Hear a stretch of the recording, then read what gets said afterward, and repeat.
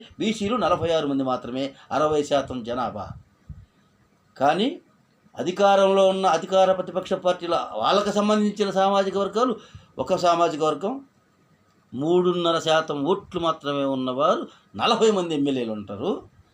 4.5% మాత్రమే ఉన్న ఇంకొక వర్గం వాళ్ళు 40 మంది ఉంటారు.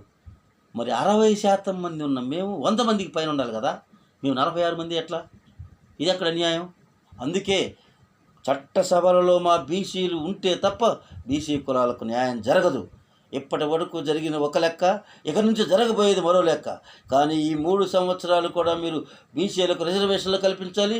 బీసీలకు ఇలాంటి ఘోరాలు జరిగిన వాళ్ళని తక్షణమే చర్యలు తీసుకుని ఆ కుటుంబాలను ఆదుకోవాలి.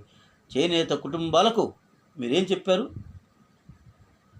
ఎక్స్గ్రేస్ చనిపోయిన కుటుంబాలకు ఎక్స్గ్రేస్ ఇస్తామని హామీ కూడా ఇచ్చారు. ఒక్కరికి ఇచ్చారు ఇంతవరకు? అనేక కుటుంబాలు మగ్గం పని లేక ఆకలితో అలమటిస్తూ చనిపోయిన కుటుంబాలు వందలాది కుటుంబాలు ఉన్నాయి ఈ రాష్ట్రంలో. ఒక్కరికైనా మీరు ఇచ్చారా? ఇవ్వలా. ఏమంటే చేనేతలు వాళ్ళు ఏం చేస్తారు? ప్రభుత్వాల మీద తిరగబడరు. మేము శాంతి కాముకులం.